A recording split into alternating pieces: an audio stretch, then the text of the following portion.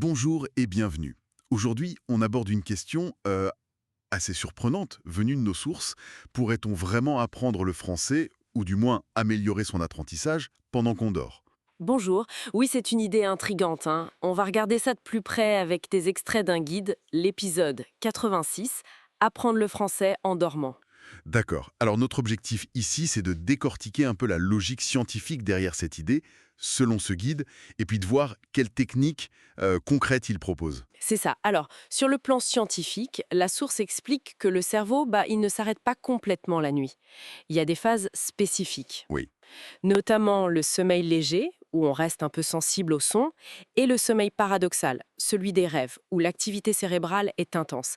Et pendant ces phases, le cerveau consolide les informations. Il renforce ce qu'on a appris, en quelque sorte. Exactement. Il solidifie les connexions neuronales liées aux apprentissages de la journée. Donc, si je suis bien, euh, l'idée, c'est pas tant d'apprendre du nouveau vocabulaire en dormant, mais plutôt que le sommeil aide à mieux retenir ce qu'on a déjà vu. Une sorte d'assistant de mémoire. C'est tout à fait ça.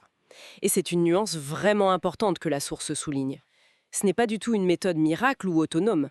L'écoute passive la nuit, ça doit absolument être couplé À un travail actif le jour. impérativement. Sinon, d'après le guide, l'effet est minime, voire inexistant. D'accord, c'est un point crucial. On parle donc plus de, Renforcement. voilà, de renforcement, de consolidation. La source utilise d'ailleurs les mots-clés comme le sommeil, apprendre, la mémoire, écouter, le côté passif, et l'importance de la répétition. Bon, et alors, comment on fait ça en pratique? Quelles sont les techniques proposées? Le guide donne plusieurs pistes. Par exemple, l'écoute juste avant de s'endormir. Ah oui. Oui, écoutez pendant 10-15 minutes quelque chose d'assez simple en français. Un podcast facile, une liste de mots qu'on a étudiés. Ok, ça c'est pour la phase où on s'endort. Mais le guide parle aussi d'écouter pendant le sommeil lui-même, non? Oui, c'est une autre idée, diffuser des enregistrements en boucle. Des phrases très simples, des mots déjà vus, mais attention, à un volume très très faible. Très faible pour ne pas gêner le sommeil, j'imagine. Exactement. L'idée serait de viser les phases de sommeil léger, où le cerveau serait encore un peu réceptif sans pour autant être réveillé. Ça soulève la question de la qualité du sommeil quand même. Est-ce que la source en parle? Si on dort mal, on mémorise moins bien, logiquement. C'est une très bonne remarque. Le document ne creuse pas ce risque spécifique en détail, mais l'insistance sur le faible volume suggère qu'il faut être prudent. D'ailleurs, il propose aussi une autre méthode, peut-être plus simple. Laquelle? La révision mentale juste avant de dormir. Se repasser dans la tête 5 ou 10 mots ou petites phrases. Ah oui, comme une dernière petite touche avant que le cerveau passe en mode consolidation. Ça semble logique, ça. Oui, et ça peut se combiner avec l'écoute préalable.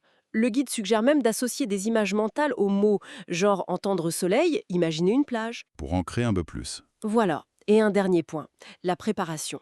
Une routine calme avant d'aller au lit, en se concentrant sur des mots simples comme bonjour, merci, ou des phrases courtes type je mange une pomme.